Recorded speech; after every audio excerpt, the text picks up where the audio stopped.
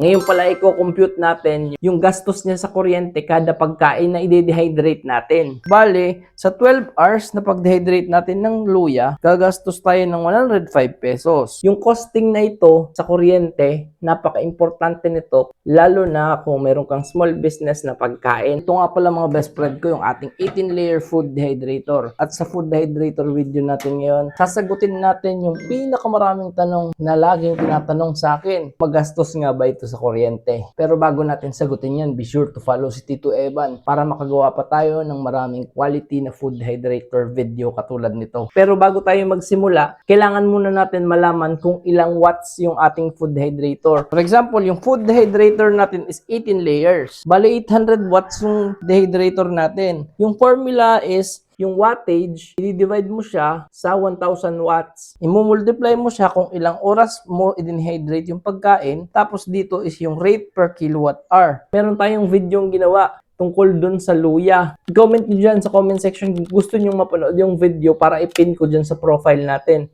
X! O hindi yan yung ex-girlfriend mo ha. Example yan. Example, ginger o luya. 800 watts yung watts ng dehydrator, i-divide mo siya sa fixed na 1,000 watts. Multiply mo siya, pali 12 hours natin siyang i-dehydrate, i-multiply mo siya sa kilowatt per hour. Kunwari, 11 pesos. Bali, kung i-compute natin yan, yung amount niya is 105 pesos. Bale, sa 12 hours na pag-dehydrate natin ng luya, gagastos tayo ng 105 pesos. Sundin nyo na lang, tas ilista nyo tong formula natin para pag meron kayong i-dehydrate na pagkain, pwede nyo nang makompute kung magkano yung costing nyo sa kuryente. Kung nagustuhan nyo yung content natin ngayon at nasagot ko yung tanong nyo, follow nyo si Tito Evan ha, at marami pa kayong matututunan sa mga videos natin, okay?